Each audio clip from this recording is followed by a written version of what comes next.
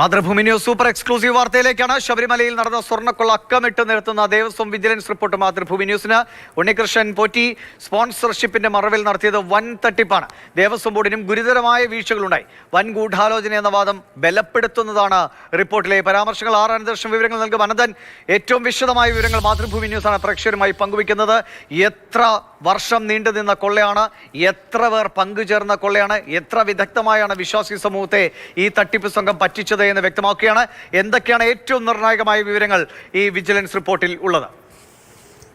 ദിവിഷ്, ശബരിമല സ്വർണ്ണക്കൊള്ളയുമായി ബന്ധപ്പെട്ട് Thiruvithamkoor Devaswom board vigilance വിഭാഗം നടത്തിയ അന്വേഷണം, ആ അന്വേഷണ റിപ്പോർട്ട് ഹൈക്കോടതിയിൽ സമർപ്പിച്ചു. ആ അന്വേഷണ റിപ്പോർട്ടിൻ്റെ അടിസ്ഥാനത്തിലാണ് ഇപ്പോൾ സ്പെഷ്യൽ ഇൻവെസ്റ്റിഗേഷൻ ടീമിനെ അന്വേഷണം ഏൽപ്പിച്ചിരിക്കുന്നത്.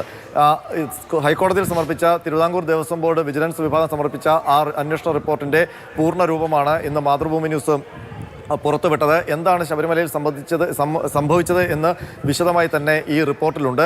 അതിൽ ഏറ്റവും പ്രധാനപ്പെട്ട കാര്യം, ശബരിമല ദ്വാരപാലക പാളികളിൽ നിന്ന് ഏതാണ്ട് 1.5 കിലോയോളം വരുന്ന സ്വർണം ഉദ്യോഗസ്ഥരുടെ ഒത്താശയോടുകൂടി, അവരുടെ കൂട്ടുകെട്ടോടുകൂടി ഉണ്ണികൃഷ്ണൻ പോറ്റി കടത്തിക്കൊണ്ടുപോയി എന്നുള്ളതാണ് അവരുടെ കണ്ടെത്തൽ. മാത്രമല്ല, അതിലേറ്റവും പ്രധാനപ്പെട്ട ഒരു കണ്ടെത്തലിൽ നിന്ന് നമുക്ക് അനുമാനിക്കാൻ കഴിയുന്നത്, ശബരിമല സന്നിധാനത്ത് നിന്ന് 2019 കൊണ്ടുപോയ യഥാർത്ഥ പാളി അത് മാറ്റി അതിൻ്റെ പകർപ്പെടുത്ത് പുതിയ ചെമ്പുപാളിയിൽ വീണ്ടും സ്വർണം പൂശി സന്നിധാനത്ത് എത്തിച്ചു എന്നുള്ളതാണ്. അത് കഴിഞ്ഞ് അതേപോലെ തന്നെ വീണ്ടും 2025 സമാനമായ രീതിയിൽ കൊള്ളയടിക്കാൻ ശ്രമിച്ചു എന്നുള്ളതാണ് ഇതിൻ്റെ ഒരു രത്നചുരുക്കം. ഇനി 2019 സംഭവിച്ചതുമായി ബന്ധപ്പെട്ട് ദേവസ്വം വിജിലൻസ് കണ്ടെത്തിയിരിക്കുന്ന കാര്യങ്ങൾ ഇതാണ്. 1998 വിജയ് മല്യയുടെ നേതൃത്വത്തിൽ ശബരിമല ശ്രീകോവിൽ സ്വർണം പൊതിയുമ്പോൾ അത് കൃത്യമായി ദ്വാരപാലക പാളികളിലും ഒപ്പം തന്നെ ശബരിമല ശ്രീകോവിലിൻ്റെ 2 തെക്ക് വടക്ക് ഭിത്തികളിലായിട്ടുള്ള ആ പ്ലേറ്റുകളിലും സ്വർണം പൊതിഞ്ഞിരുന്നു, തങ്കം പൊതിഞ്ഞിരുന്നു എന്നുള്ളതാണ്.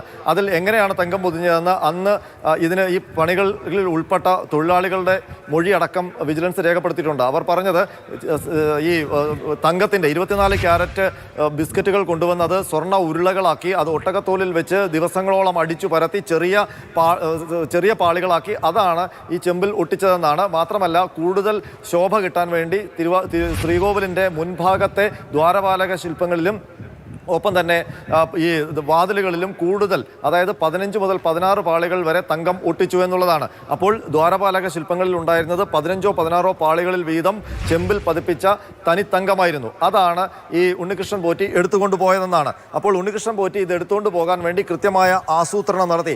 അതിനുവേണ്ടി വാതിലും കട്ടളപ്പടിയും സ്പോൺസർ ചെയ്ത് നേരത്തെ ഉണ്ടായിരുന്ന വാതിലും കട്ടളപ്പടിയും എടുത്തുകൊണ്ട് പോയി പകരം പുതിയത് സ്ഥാപിച്ചു. അതിനുശേഷമാണ് ഈ ദ്വാരപാലക ശില്പങ്ങളിലെ പാളികൾ കൊണ്ടുപോകാനുള്ള ശ്രമം ആരംഭിച്ചത്.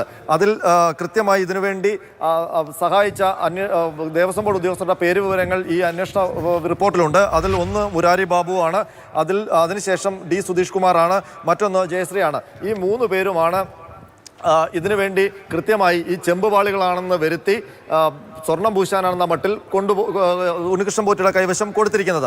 ഇനി ഇത് കൊണ്ടുപോയ വഴി എങ്ങനെയാണ്? 2019 ജൂലൈയിൽ ഈ ദ്വാരപാലക പാളികൾ ഇളക്കി കൊടുത്തത് അത് ഉണ്ണികൃഷ്ണൻ പോറ്റിക്ക് നേരിട്ടല്ല, അത് അനന്തസുബ്രഹ്മണ്യം എന്ന ഉണ്ണികൃഷ്ണൻ പോറ്റിയുടെ സുഹൃത്തിനാണ്. ഉണ്ണികൃഷ്ണൻ പോറ്റിയുടെ സുഹൃത്ത് ഈ അനന്തസുബ്രഹ്മണ്യൻ ഇതുമായി നേരെ പോകുന്നത് ബാംഗ്ലൂരുവിലേക്കാണ്. ബാംഗ്ലൂരിൽ അത് അയാളുടെ വീട്ടിലാണ് ശബരിമല സന്നിധാനത്തെ ഏറ്റവും പവിത്രമായ വിജയ് മല്യ തങ്കത്തിൽ പൊതിഞ്ഞ ആ പാളികൾ സൂക്ഷിച്ചത്. അതിനുശേഷം ഇത് ഹൈദരാബാദിൽ നാഗേഷ് എന്ന് പറയുന്ന ആൾക്ക് കൈമാറുന്നു.